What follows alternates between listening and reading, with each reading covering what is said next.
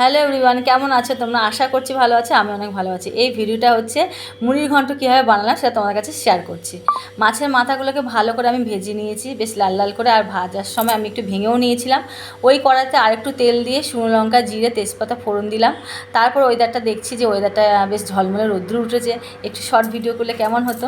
তো যাই হোক, যেহেতু রান্না করছি রেডিও ছিলাম না, বেশ তারপরে আমি ডুমডুম করে যে আলুগুলো আমি কেটে রেখে দিয়েছিলাম সেই আলুগুলোকে আমি ভালো করে ভেজে নিয়েছি।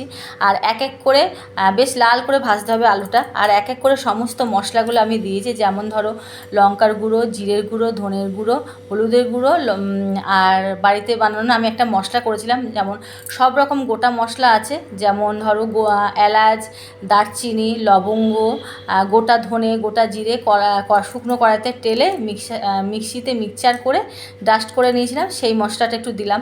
টমেটো দিয়েছি।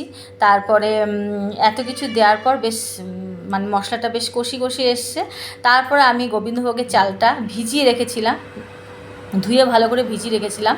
আর নুন মিষ্টি তো দেবো পরিমাণ মতো, নুনও যেরকম লাগবে আবার চিনিটাও বেশ পরিমাণ মতন লাগবে, তাহলে রান্নার ব্যালেন্সটা বেশ সুন্দর হবে। তো যাই হোক, তারপরে আমি এদিকে চালটা তো ভিজিয়ে রেখেছিলাম, তারপর চালটা আমি দিয়ে দিলাম।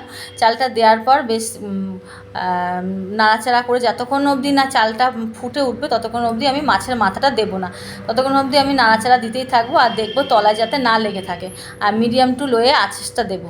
তো যাই হোক, বেশ এটা চালটা ফুটে উঠেছে, আমি মাছের মাথাগুলো দিয়ে দিলাম। এমন কিছু ঝঞ্ঝাট না।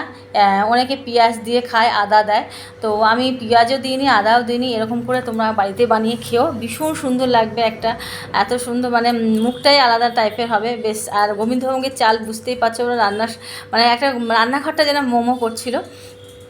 তারপরে একটু জল দিয়ে বেশ একটু নাড়াচাড়া দিলাম। আর নামানোর আগে আমি একটু ঘি, একটু গরম মশলা দিলাম। আর ঘিটা হচ্ছে আমার বড় মেয়ের শাশুড়ি মা দিয়েছিল, বাড়িতে বানানো ঘি, বুঝতে পারছো কতটা সেন্ট।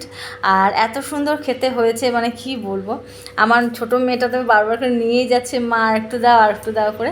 এরকম যদি তোমরা নিত্য নতুন রেসিপি বাড়িতে বানিয়ে খাও, ভীষণ সুন্দর লাগবে, ভীষণ খেতে লাগবে। বেশ অনেক দিন পর এই রেসিপিটা আমি করলাম। আই হোপ ভালো লেগেছে তোমাদের। ভালো লাগলে অবশ্যই একটা লাইক, কমেন্ট, শেয়ার করে দিও, পেজটাকে ফলো করে দিও। দেখা হচ্ছে নেক্সট ব্লগের সাথে। Love you all, tata.